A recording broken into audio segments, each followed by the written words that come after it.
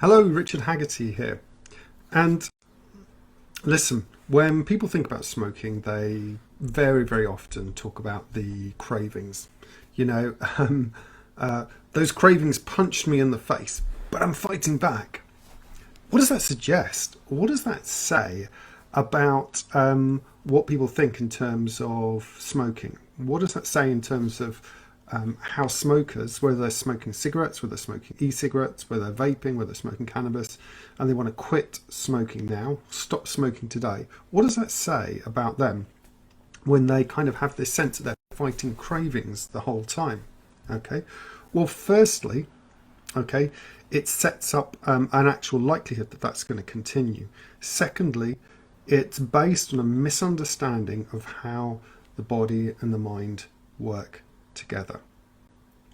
Now, the reason that people struggle with cravings, the reason they feel like they're fighting against it, is because they're looking in the wrong place. Okay, most people consider that it's a physical addiction, the smoking, and therefore what they're struggling with is the addiction to the nicotine.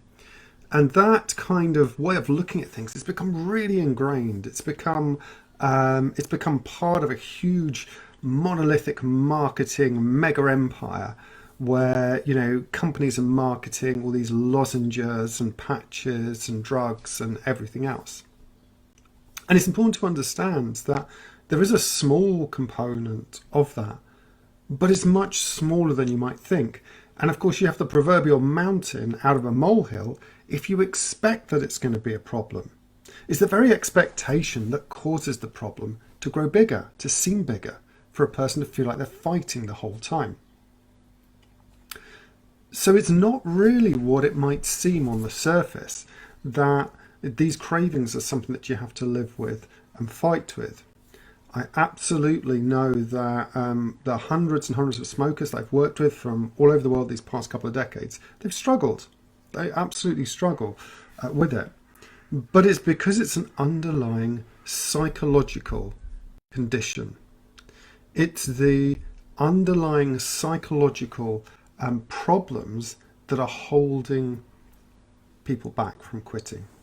What's really stopping somebody becoming a non-smoker is the unfulfilled emotional needs inside them. And I want to talk a little bit about them, but how this gets compounded with an expectation that it's going to be very hard. Because if you expect things to be hard, if you're looking for them to be hard, well, of course, it's going to be hard.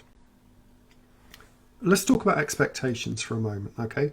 We have something called the placebo effect, which in essence, the way researchers look at it now is that there are these set of expectations that calls basically the placebo effect, which is a momentary change inside the architecture of the brain, okay? That can be very brief, okay? But as a result of that, it can lead over time, perhaps with one incident or several incidents, to a placebo effect. So the placebo effect, or the placebo response, rather, is what happens after the placebo effect. How do people behave? How are they engaging with the world? What are they expecting to happen? What do they think's possible? What do they think's not possible? And all these things cause what we commonly call now unconscious biases.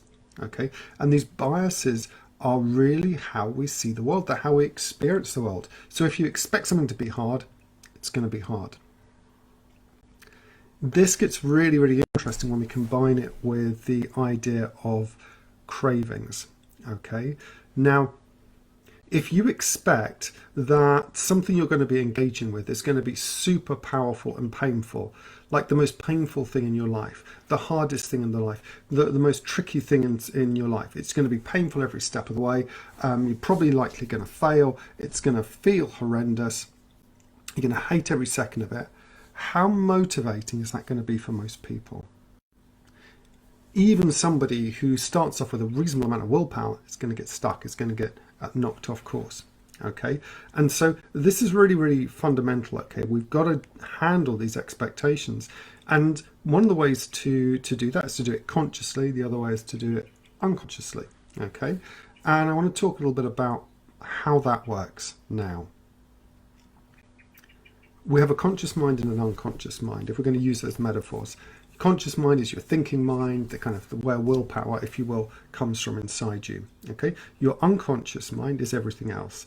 Your ability to breathe without thinking, grow cells in your body, retain memories, walk, talk, do all the skills that you do. Where do you think you want to be going to be able to make a change? You want to enlist your unconscious, all right?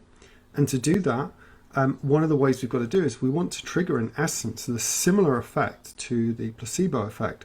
We want a set of responses that are automatic and straightforward in you so that you can just go about living your life, okay? In other words, we have to create an expectation that things are going to work out, that things are going to be okay, that you know that you are filled with resourcefulness and you can handle whatever comes up. Then you will quit smoking and you'll stay a non-smoker.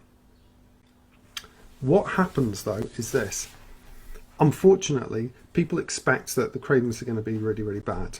Okay, so what happens is when you have an expectation like that, the cravings, any element of craving, gets amplified. It's like if I said to you now, scan your body for any twinge of anxiety within your body. Would you feel most anxious? Likely, most likely, you can find a little bit. I can find a little bit here. But what if I was to say, scan your body for a moment and find where you feel the most calm, starting your head and going down towards your toes. And it's really weird, I've got this warm feeling now that I'm noticing inside my chest. Now I didn't know that was going to be there, I didn't know that was there till I started looking for it. And now I'm looking for it, I can start to amplify that, I can start to expect that, I can start to anticipate that. And that's really where change happens. So when we're thinking about cravings, yes, there is a component of that, but actually when you've worked with the unconscious reasons, the psychological triggers, and you have changed those and you've transformed them, what happens is cravings either don't come up or they'll come and they will pass through super quickly within a matter of a couple of days. Okay, most of my clients that I work with don't experience any cravings at all. In fact, believe it or not, there are more than a few of them who just forget that they even used to smoke. All right, because it becomes something that's so distant, so much in the past. Recently, I had a testimony from somebody actually I worked with around cravings for chocolate, and they just don't think about it anymore. They can't even really think about it anymore. It just seems like almost like a film or a distant memory. That's what it can be like for you. All right, but here's the thing. All right, you have to understand that our body and our mind work together. Our body and our mind work together. Okay, and your anticipation of cravings holding you back, and this kind of that metaphor of punching and fighting the whole time, is a powerful expectation which is linked to the fact that you have these hidden needs, these subconscious needs, these psychological triggers inside you, and unless they're addressed, unless they are taken care of, it's very hard to start to expect that things are going to be okay. And then what happens is that you've got the resistance to internally, because you feel like you're not able to take care of those needs. And then the belief that cravings are going to dominate and are going to be super hard. Okay, and the thing is, you can change that and become a non-smoker. But here's the thing, you have to do something differently to do that. Okay, if you want to stop smoking, if you want to quit smoking today, if you want to quit smoking now, then you need to start thinking differently about it.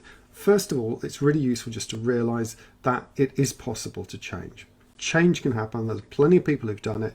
It is absolutely possible. Okay. Secondly, get yourself a strong reason. All right. What is your overarching reason? All right. What's going to happen if you don't stop smoking? All right. And who's that going to affect? Make sure that's really, really clear for you. Okay. And then you'll need to start thinking about what is your plan to quit. Okay. Don't leave it to chance. Reach out to somebody and speak to somebody and find a stop smoking expert or something or someone that can support you so that you can become a non-smoker now and stop those cravings.